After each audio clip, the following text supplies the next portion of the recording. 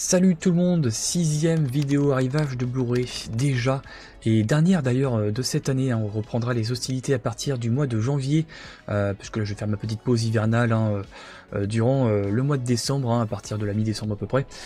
Bref, en tout cas, on va se faire 9 films blockbusters, donc si vous voulez vraiment des films où vous posez son cerveau à côté et où vous voulez avoir des explosions plein les yeux, des films qui tâchent quoi, clairement, et des films pas très subtils et intelligents, et ben vous êtes au bon endroit. Je vais vous présenter 9 films, dont 2 en 4K, il y a des gros classiques quand même dedans, et des films peut-être un peu moins connus, qui mériteraient d'être un peu plus mis en avant. Bref, c'est parti, on va se faire cette sixième vidéo arrivage Blu-ray spécial blockbuster, let's go.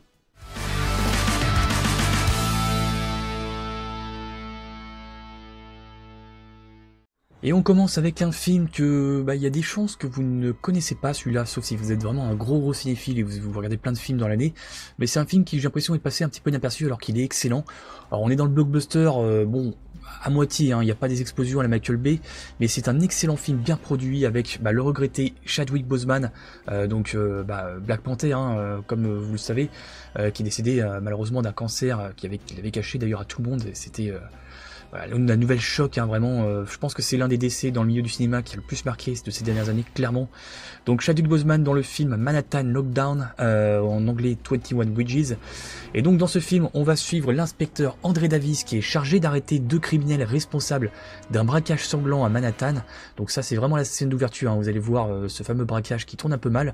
Et donc pour les coincer, il va ordonner la fermeture totale de toutes les issues de l'île de Manhattan, lançant une chasse à l'homme haletante qui révélera des vérités inattendues, notamment sur les forces de l'ordre. Donc bon, vous avez bien compris, je vais pas en dire plus, mais il y a aussi des idées de corruption dans ce film-là, clairement. Et donc voilà, on a un hommage forcément à Chadwick Boseman qui, c'est l'un de ses derniers projets d'ailleurs avant son décès. Donc en plus d'y jouer d'ailleurs le rôle principal, il en est également le producteur de ce film. L'acteur aussi, il a suivi un entraînement assez rigoureux avec des experts en police et tactique d'intervention pour rendre vraiment son rôle de détective très réaliste. Voilà, donc un excellent film avec vraiment, si vous aimez une ambiance un petit peu nocturne dans un milieu vraiment très urbain, puisque forcément c'est Manhattan, avec un film d'action et d'enquête entre guillemets entre Chadwick Boseman d'un côté avec les forces de l'ordre et de l'autre côté les deux braqueurs. Donc voilà, excellent film. On retrouve également dans les rôles, on retrouve l'excellent J.K. Simmons que j'adore. Il y a également aussi Taylor Kitsch dans l'un des braqueurs. Donc excellent film, ce Manhattan Lockdown, pardon. Si vous ne connaissez pas, franchement, jetez-vous dessus, c'est vraiment un très bon film. Le petit fourreau en carton avec le très regretté Chadwick Boseman. Voilà, je pense que c'est l'un de ses derniers films d'ailleurs. Voilà, ici on a une petite image, Zimbadig, voilà. Les protagonistes, on retrouve du beau monde, Taylor Kitsch à droite, J.K. Simmons, voilà. Niveau supplément, commentaire audio avec le réalisateur et le monteur, c'est uniquement en VO. Les coulisses en version originale sous-titrée et les scènes coupées également, voilà. Et au niveau audio, on retrouve du français et de l'anglais, tous les deux en DTS HDMI. J'enlève le fourreau, c'est la même chose, voilà. Tac. Et voilà, c'est classique, directement le Blu-ray, voilà. Pour ce Manhattan Lockdown. Ça a pas de sens. Le deal c'était 30 kilos et on se retrouve avec 300. Il se passe quoi là? Je veux la vérité, c'est tout. Ils m'ont dit que t'étais une tête brûlée. Celui qui exécute les tueurs de flics.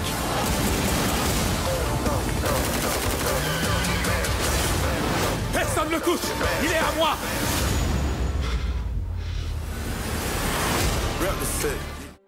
Prochain film, et là on est clairement dans le blockbuster, bien plus que le précédent que je vous ai présenté. C'est le film White House Down, sorti je crois en 2013, avec pour rôle Channing Tatum que vous voyez ici, et également Jamie Foxx qui va jouer le rôle du président. Donc là on est dans le film typique américain, blockbuster d'action, puisque là on va suivre Channing Tatum qui va jouer le rôle de John Cale, qui est un agent du Capitole en quête de reconnaissance auprès de sa fille, et il va se retrouver en plein milieu d'une attaque terroriste visant la Maison Blanche, avec le président des États-Unis États-Unis, donc à ses côtés, il devra déjouer le complot et protéger sa fille et le pays. Donc là, on est vraiment sur un film blockbuster classique. C'est réalisé par Roland Emmerich qui a fait Independence Day, le jour d'après également 2012. Donc là, il s'essaye vraiment au film d'action un petit peu à la Michael Bay, hein, clairement. Là, vous avez des explosions de partout. Enfin, la jaquette parle d'elle-même, hein, franchement, voilà. Donc c'est vraiment des petits plaisirs coupables, hein, moi, que j'aime bien me faire dans ce genre de film. On a eu quand même un tournage assez explosif d'ailleurs, hein. La majorité des scènes d'action qui incluent des explosions et fusillades ont été réalisées avec des effets pratiques plutôt que numériques pour renforcer vraiment l'intensité et le réalisme du film. On a aussi eu un tournage en studio parce que la Maison Blanche forcément ils ont pas tourné là-bas et donc il a été recréé presque à l'identique, hein, sur un immense plateau de tournage à Montréal avec une attention particulière aux détails des meubles et aux peintures. Donc c'est vrai que on a vraiment ce côté vraiment très réaliste qui est bien retranscrit, hein, sur ces environnements, ces environnements qui pour les rendre les plus crédibles possibles. Et on a vraiment un duo Channing Tatum, Jamie Foxx vraiment qui improvise vraiment de nombreux échanges humoristiques d'ailleurs pour apporter un espèce d'équilibre entre l'action et la comédie. Et on a vraiment cette alchimie qui est vraiment très solide entre les deux. Donc voilà, ce petit film White House Down. Donc là, je vous ai parlé de Manhattan sur le film précédent. Là, on n'est pas loin, hein, puisque ça se passe à New York, vous l'aurez compris. Un film que je vous conseille aussi si vous voulez vraiment passer un bon petit film de blockbuster. Voilà, un dimanche après-midi, c'est vraiment le type de film parfait. Le White House Down, voilà, avec Jamie Foxx, Channing Tatum. Vous allez voir que c'est une version Blu-ray vraiment très complète. Vous le voyez déjà niveau interactivité, avec 4 trucs, avec Roland Emmerich, voilà, L'Oréal. Et alors, au niveau bonus et suppléments, hein, entre les bêtisiers, les coulisses et les effets spéciaux, là, il y a énormément de choses. Vraiment, c'est très sympa. Et au niveau audio, on n'est pas en reste, puisqu'on retrouve de l'anglais en DTS HDMI, mais également du français. Voilà, donc ça, c'est très bien. Donc voilà, version Blu-ray très complète. Là-dessus, il n'y a pas de souci. Petite sérigraphie sur le Blu-ray et petite image. Voilà, franchement, la totale. Donc, je suis très content, voilà, de mon achat. Et petite copie digitale, je vous file le code, on ne sait jamais, à mon avis. C'est périmé depuis le temps.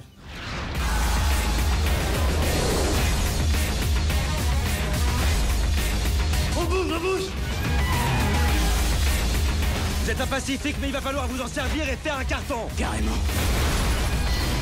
Je n'ai plus le lance-roquette. De quoi? Je l'ai lâché. Mais comment on peut paumer un lance-roquette?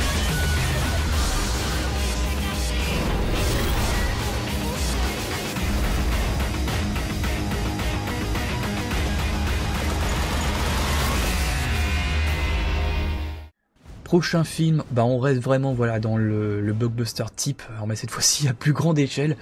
Il s'agit toujours d'une attaque, mais pas cette fois-ci d'attaque terroriste, mais d'attaque clairement d'extraterrestres, puisque le film World Invasion Battle Los Angeles, comme son nom l'indique, là on n'est plus à New York mais à Los Angeles avec une attaque massive des extraterrestres. On a en rôle titre Aaron Eckhart, que vous avez pu voir déjà en tant que double face, hein, Harvey Dent, dans le film The Dark Knight, donc le Chevalier Noir, hein, le deuxième film, hein, de la trilogie de Nolan, si je ne dis pas de bêtises. Voilà, et puis c'est vrai que ce Aaron Eckhart, on le voit plus trop d'ailleurs, hein, depuis ces films-là, on le voit que dans des films de série B, j'en ai vu quelques-uns.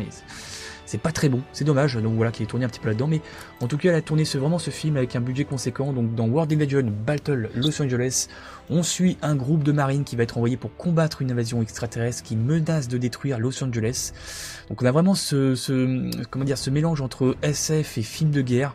Voilà, donc en première ligne, ils luttent vraiment non seulement pour leur survie, mais aussi pour défendre l'humanité contre des forces bien plus avancées technologiquement parlant.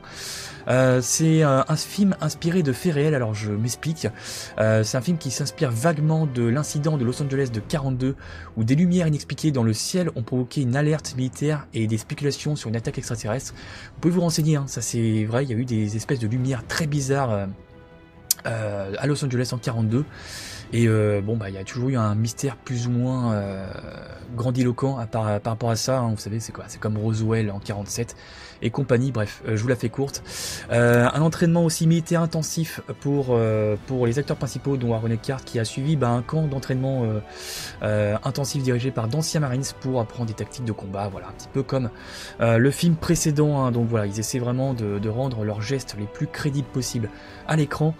Et donc voilà, le réalisateur qui est Jonathan Liebesman, qui a utilisé des techniques de caméra à l'épaule pour donner vraiment un film à une esthétique de reportage de guerre, qui plonge vraiment le spectateur vraiment dans une scène de guerre, vraiment mélange entre guerre et science-fiction, comme je vous l'ai dit. Donc un film très intéressant pareil également, donc là vous n'aurez pas de surprise, hein, c'est vraiment le film typique d'invasion extraterrestre, blockbuster.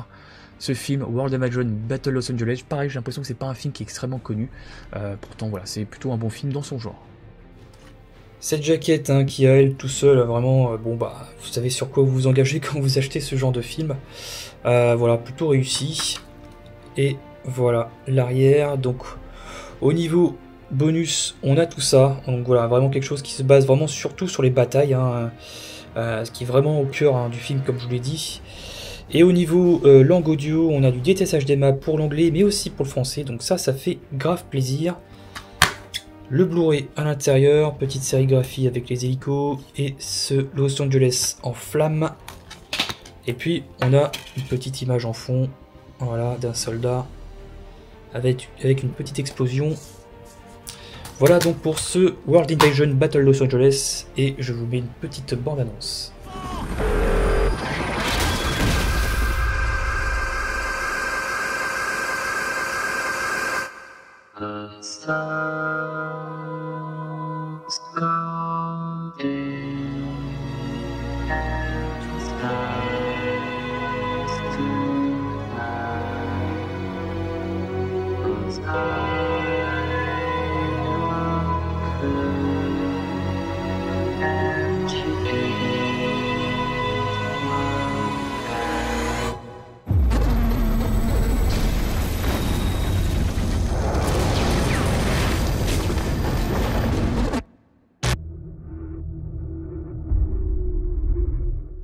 On reste dans la SF, mais cette fois-ci on retourne en 2005 avec cet excellent film.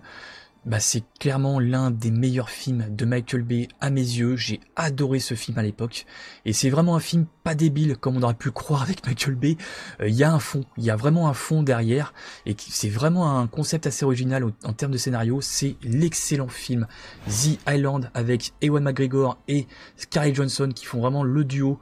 Film vraiment que je vous conseille fortement si vous l'avez pas vu. S'il y a vraiment un film de Michael Bay à voir. Pour moi, hein, c'est vraiment celui-là. Donc on va suivre ici Lincoln Sixeco, hein, qui est incarné par Ewan McGregor, et Jordan Tudelta, incarné par Scarlett Johansson, qui vivent dans une société utopique, croyant être des derniers survivants d'une catastrophe naturelle, et ils vont découvrir en fait qu'ils sont en réalité des clones destinés à fournir des organes à leurs riches originaux. Donc c'est vraiment des riches qui en fait vont payer vraiment beaucoup d'argent pour avoir des clones qui vont grandir vraiment dans un centre vraiment très fermé et complètement isolé pour s'ils ont un accident par exemple je sais pas moi où ils doivent justement changer d'organes, et on va les prélever dans ces organes, dans ces clones qui ne savent même pas qu'ils sont des clones. Donc c'est vraiment un concept assez original. Et donc voilà, bref, ils vont vraiment devoir s'évader, hein, forcément les deux, pour découvrir le monde réel, qu'ils ne connaissent pas du tout, et tenter de survivre. On a vraiment un mélange des genres dans ce film, hein, avec Michael Bay qui a vraiment voulu combiner la science-fiction dystopique avec un style assez caractéristique, hein, de film d'action explosif. Hein. C'est vraiment la deuxième partie du film qui est vraiment plus classique dans le blockbuster. Comme je vous ai dit, les deux vont devoir survivre dans le monde réel et ils vont se faire pourchasser forcément par les propriétaires d'eux-mêmes, puisque c'est des clones et donc des produits. Et donc voilà, bref, on a pas mal de cascades d'ailleurs mémorables. Hein. La scène de poursuite, avec les routes géantes qui dévoilent vraiment une autoroute terrorisée avec de véritables accessoires et très peu d'effets numériques, donc rendant les séquences particulièrement impressionnante. Voilà, donc c'est un film à voir vraiment que je vous conseille si vous l'avez raté. On est loin des Bad Boys ou des je sais pas ce qu'il a fait d'autre comme film Michael Bay, mais il a fait quelques films avec vraiment qui sont un peu plus qui sont un peu moins creux entre guillemets, et ce film là The Island en fait partie, donc je vous le conseille fortement. Cette cover, Ewan McGregor, Scarlett Johansson, The Island. Voilà, par réalisateur de Armageddon et Bad Boys, le célèbre Michael Bay. Avec de l'audio, on a, c'est un peu dommage, hein, du Dolby Digital pour toutes les langues, hein, dont le français et l'anglais aussi. Donc c'est dommage, hein, au moins qu'on n'a pas un petit DTS ou DTS HDMI pour l'anglais. Quelques images du film. Et au niveau bonus, uniquement un documentaire sur les coulisses du film. Durée du film d'ailleurs, 2h16. Hein, dans mes souvenirs, il me semblait qu'il était un peu plus court. Mais au final, ouais, plus de 2 heures. Voilà pour ce The Island, hein, cette édition très light. I know you're new to this whole human thing, but backpacks for boys, purses for girls. Understand? We're not idiots. Well, excuse me, miss. I'm so smart I can't wait to go to the island. Ewan McGregor, I just want to live. I don't care how. Scarlett Johansson, Don't try me like it!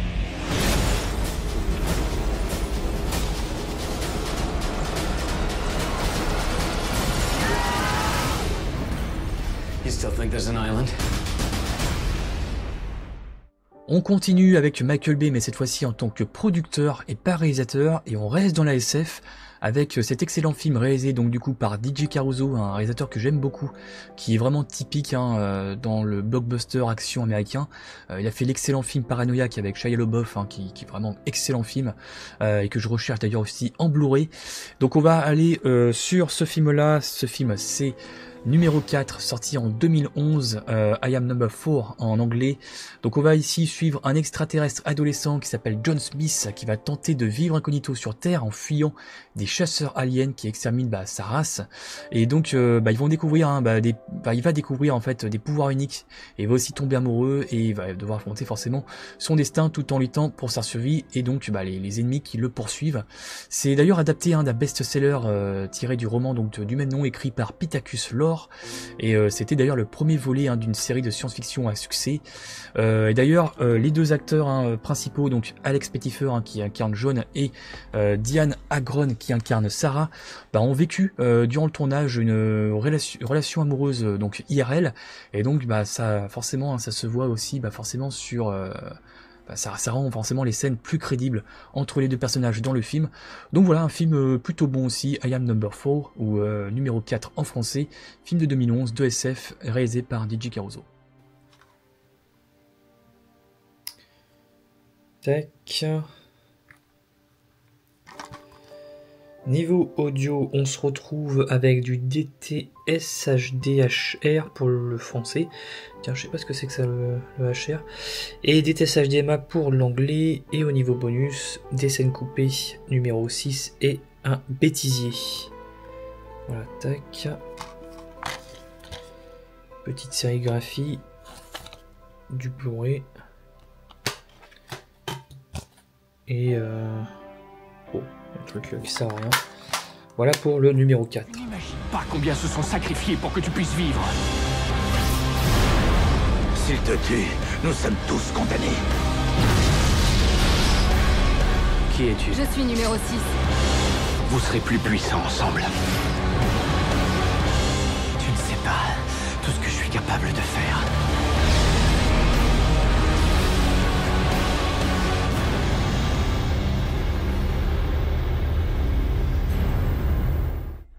Prochain film, un film qui s'est fait défoncer par la critique et commercialement parlant ça a été un flop. Vous savez, hein, vous avez des films comme ça des fois que vous aimez, vous ne comprenez pas pourquoi, que vous avez vraiment bien aimé. Bon, c'était pas dans la priorité d'achat forcément, mais voilà, c'était, il était dans un lot en tant que vendeur, donc je l'ai pris et je regrette pas hein, parce que j'aime ce film. Ce film-là, c'est l'excellent film Green Lantern avec Ryan Reynolds. C'est sorti, je crois, en 2012, pardon. On va suivre ici le rôle incarné par Ryan Reynolds, le personnage Hal Jordan, qui est un pilote d'essai intrépide qui est choisi par un anneau extraterrestre pour rejoindre le Green Lantern Corps, une force intergalactique chargée de maintenir la paix dans la galaxie. Et face à la menace cosmique de Parallax, il doit maîtriser ses nouvelles capacités et prouver qu'il est digne d'être un héros. Donc c'est vraiment le film classique de super-héros, hein, avec vraiment ce cheminement d'une personne lambda qui va devenir malgré lui un super-héros et qui va se demander vraiment pourquoi, qu'est-ce qu'il a de plus que les autres, pourquoi il doit devenir un super-héros, etc., etc. Voilà, il y a vraiment plus la forme qui va changer dans ce Green Lantern. Pour les anecdotes, Ryan Reynolds et Blake Lively d'ailleurs, donc qui jouent dans ce film-là, ils se sont rencontrés sur le plateau et ils se sont mariés d'ailleurs en 2012 et sont aujourd'hui encore l'un des couples les plus célèbres d'Hollywood. Donc mine de rien, il y avait quand même eu un truc positif pour Ryan Reynolds dans ce film-là. D'ailleurs, Ryan Reynolds va vraiment se moquer vraiment à plusieurs reprises de ce film-là. Il y a vraiment beaucoup d'autodérision, notamment sur le film Deadpool sorti en 2016 où il fait référence au costume en CJ et à la réception très froide de ce Green Lantern, c'est le moins qu'on puisse dire.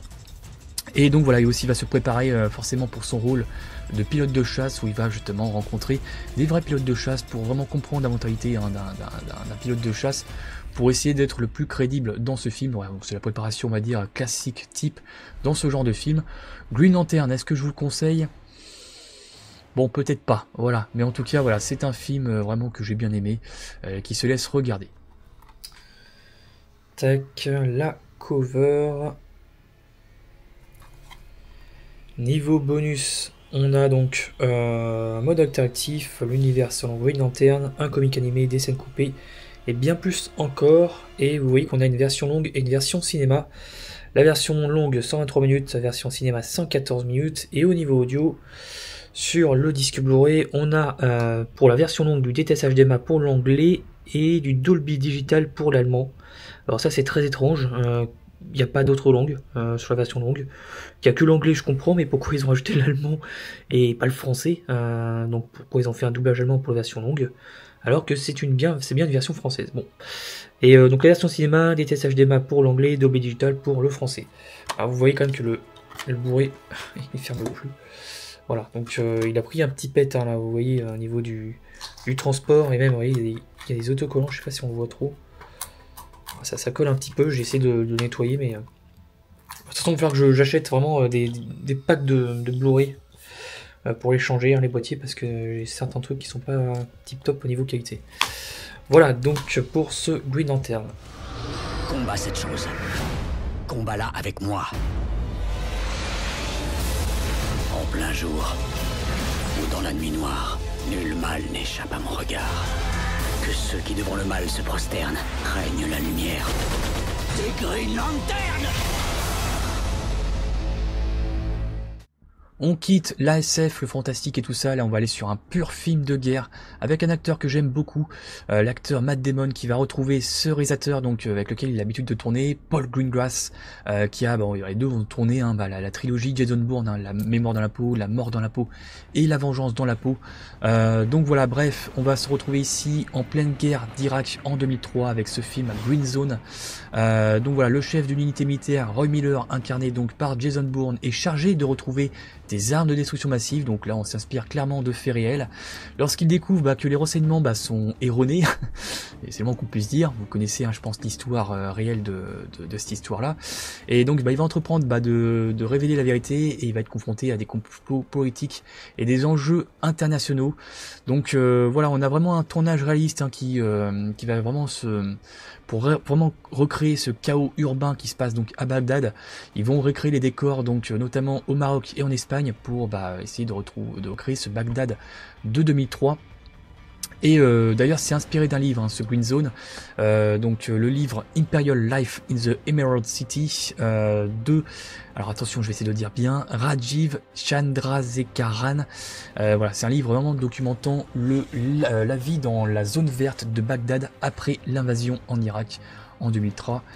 C'était à l'époque de George W. Bush et compagnie, vous connaissez l'histoire. Voilà, donc bref, en tout cas, excellent film de guerre avec cette espèce d'investigation de Matt Damon pour ces fameuses armes de destruction massive qui au final n'existeront pas et seront que pure invention du gouvernement américain. Ça, je pense que vous connaissez l'histoire de cette époque-là. Voilà, donc excellent film ce Green Zone. On va voir ce qu'il y a à l'intérieur dans ce rapide unboxing.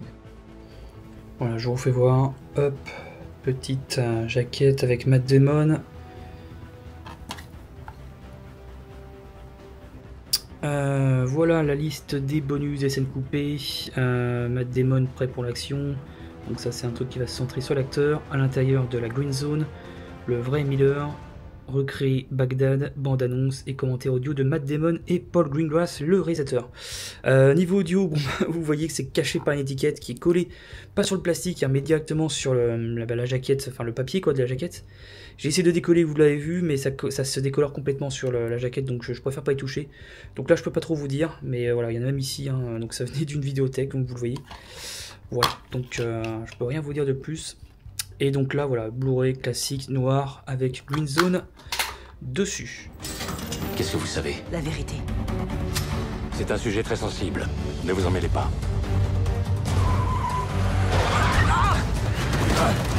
Putain de merde!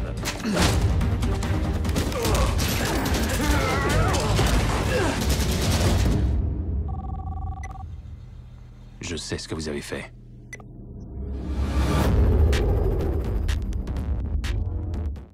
Prochain film, on retrouve encore Matt Damon dans un tout autre rôle, un rôle ici de science-fiction, mais pas si fiction que ça, et quand même assez science, vraiment pour le coup.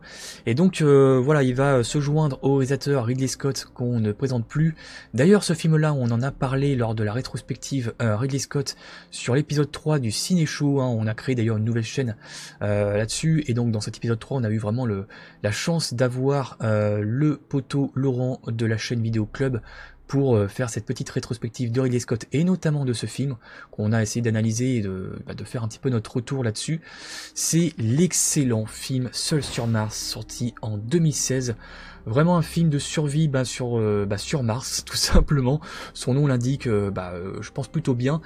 Et donc voilà, bref, on va retrouver l'astronaute Mark Watney, incarné par Matt Damon, qui va être laissé pour mort après une tempête sur Mars. Et du coup, il va se retrouver vraiment bloqué sur la planète rouge, tout seul, et il va devoir utiliser son intelligence et son humour entre guillemets, parce qu'il y a un petit peu d'humour aussi là-dedans, pour survivre. Et il va cultiver aussi notamment des pommes de terre et trouver des moyens ingénieux aussi de communiquer avec la Terre afin d'organiser son sauvetage.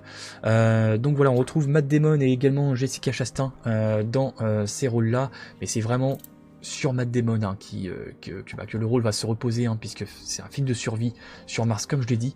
On a eu des réactions enthousiastes, hein, de la NASA, puisque ils ont été vraiment impressionnés par l'authenticité scientifique du film, et qu'elle a utilisé d'ailleurs pour promouvoir son programme d'exploration de Mars, incluant même des technologies en développement réel. Et d'ailleurs, sur cette fameuse scène où Matt Damon cultive des pommes de terre sur la planète Mars, des scientifiques ont vraiment testé la possibilité de cultiver des pommes de terre dans des conditions martiennes simulées, comme dans le film. Et voilà, ça a permis vraiment de valider en partie certaines techniques utilisées par le personnage dans le film. Et il y a eu pas mal de choses, d'expérimentation, hein. Il y a vraiment Ridley Scott qui a vraiment collaboré avec Andy Weir, l'auteur du roman, hein, de ce Seul sur Mars, pour essayer de tester des techniques scientifiques pour vraiment en faire le film le plus crédible possible. On reste quand même dans la science-fiction, mais comme je l'ai dit, hein, avec une science vraiment mise en avant. Donc ça, c'est vraiment très bon, et ça change un petit peu des films de science-fiction qui vont vraiment dans des délires limite théoriques, hein, clairement. Là, on est vraiment sur des fois des choses un peu plus solides. Donc voilà, le film Seul sur Mars en Blu-ray 4K. On va voir ce qu'il y a à l'intérieur. Donc vraiment un excellent film que je vous conseille fortement. Seul sur Mars, Matt Damon, disque 4K intérieur et disque Blu-ray 1080p. On retrouvera le film sur les deux formats, mais voilà, uniquement le film sur le 4K et sur le Blu-ray 1080p, le film plus les bonus. Voilà, il y a de quoi faire, hein, bêtisier, distribution, costumes, la plus grande aventure martienne, être au top, la présentation de Mark, 10 jours d'isolement, etc., etc. Au niveau audio, on a pour le Blu-ray 1080p et le Blu-ray 4K de l'anglais en 7.1 DTS HDMI et du français en 5.1 DTS. Et on retrouve voilà, à l'intérieur le Blu-ray 1080p à gauche et Blu-ray 4K à droite. Je vais devoir en chier de la science. Il est à 80 millions de kilomètres de chez lui. Qu'est-ce qui lui trotte dans la tête? Je suis quand même le meilleur botaniste sur cette planète. Je sais comment sauver Mark Watney. L'équipage de l'Hermès. On a le choix entre un grand risque de tuer un homme et un risque faible de tuer 6 personnes. C'est une cause plus grande qu'une seule vie. Non. Je suis pas d'accord. La NASA n'a pas donné son accord. Si on décide de le faire. Donc ce qu'on fait là, c'est une mutinerie. Si on loupe l'étape du ravitaillement, on est mort. Si je meurs, dites à mes parents que j'adore mon métier et que je suis un as. S'il vous plaît, dites-leur. Dites-leur que je ne baisse pas les bras.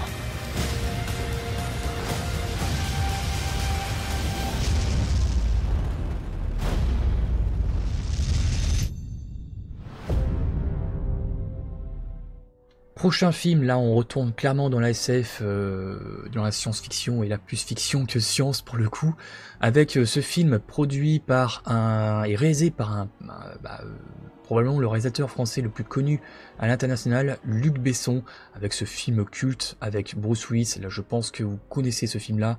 Est-ce que vous êtes classé dans la catégorie humain? Négatif, je suis une mythe en pullover. Film de 97, hein, si je dis pas de bêtises, Le 5e élément. J'adore ce film-là, hein, c'est un de mes films préférés d'ailleurs, hein, je l'ai mis dans mon top 50 de mes films préférés sur le site Letterboxd, que vous retrouverez en lien Linktree dans la description de la vidéo. Donc ici, Bruce Willis va incarner l'ex-policier Corbin Dallas, se retrouve impliqué donc dans une mission pour sauver l'univers, et il va rencontrer une mystérieuse femme, Lilou, incarnée par Milla Jovovich, représentant le 5e élément qui détient la clé pour empêcher la destruction du monde par une force maléfique assez étrange d'ailleurs. Et ensemble, ils vont devoir empêcher une catastrophe apocalyptique. Alors, j'aime pas tous les films de Luc Besson, mais ce film-là, franchement, ça a bercé mon enfance, comme beaucoup d'entre vous, je pense. Et donc voilà, Milla Jovovich d'ailleurs a appris vraiment plusieurs langues fictives pour le rôle de Lilou. On l'entend d'ailleurs parler vraiment un langage assez primitif. Donc c'est une langue vraiment inventée spécialement pour le film. Elle a dû suivre un entraînement physique aussi intensif pour des scènes d'action qui sont quand même assez sympas là-dedans.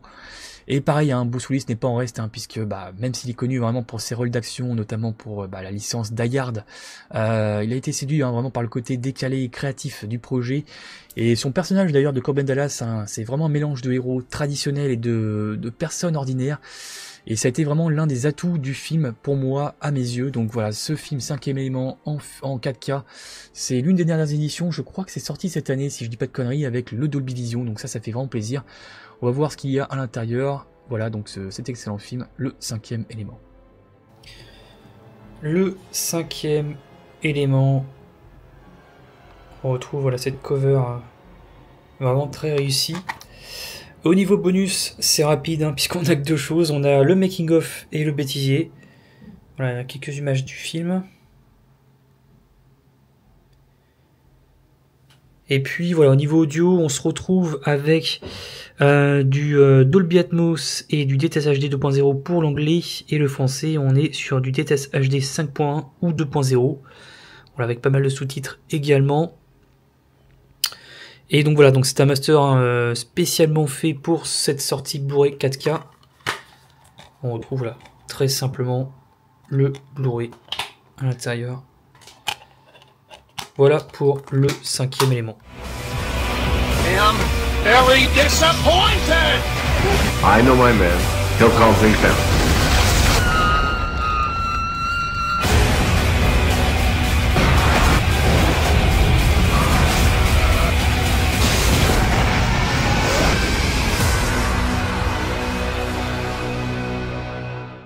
On arrive à la conclusion de cette vidéo arrivage de Blu-ray, la 6e et dernière de cette année. On reprendra, comme je vous ai dit, les arrivages à partir du mois de janvier, donc vous inquiétez pas, j'ai encore pas mal de choses à vous montrer en termes de films. C'est vrai que je vous montre beaucoup de films assez populaires de manière globale, mais une fois que je les aurai achetés, forcément je rentrerai dans des films un peu plus obscurs et des films que j'ai tout autant adorés, donc ne vous inquiétez pas là-dessus. Il y aura, je pense, aussi pas mal de grosses découvertes, notamment ça commencera en 2025, hein, je pense. Voilà, donc vous pouvez liker, partager et également vous abonner si vous me découvrez avec cette nouvelle vidéo arrivage de Blu-ray. Pour la présentation rapide, je m'appelle Meteora89, Meteora pour les intimes. Je suis un amoureux du format physique, je collectionne du Blu-ray et du vinyle en format physique, ça se voit aussi derrière, hein, je pense que vous l'avez vu. Et donc voilà, donc vous retrouverez 3 thématiques sur ma chaîne globale, donc le cinéma avec du Blu-ray, la musique avec du vinyle, et également du jeu vidéo avec des let's play et autres. Donc si vous aimez ce genre de choses, si vous me trouvez sympa comme gars, n'hésitez pas à vous abonner, mais avant aussi de jeter un petit coup d'œil sur ma chaîne avant de vous abonner, parce que si vous vous abonnez sur un coup de tête et que vous vous désabonnez 2 semaines après, c'est un peu con, hein, on va pas se mentir. Voilà, donc n'hésitez pas à regarder mes autres vidéos sur ma chaîne, et on se retrouve nous pour de nouvelles aventures. Salutations, c'est ma fin de vidéo à chaque fois, je termine comme ça. Salutations tout le monde, prenez soin de vous et on se retrouve pour de nouvelles aventures. À plus. Et il va retrouver le réalisateur Ridley Scott. Quand je dis retrouver, je suis pas sûr qu'il a déjà tourné avec lui. On va suivre ici un extraterrestre adolescent qui s'appelle John Smith, qui va tenter de vivre incognité. Putain. Dans la trilogie Jason Bourne, hein, La mémoire de l'impôt, La mort de l'impôt, et merde.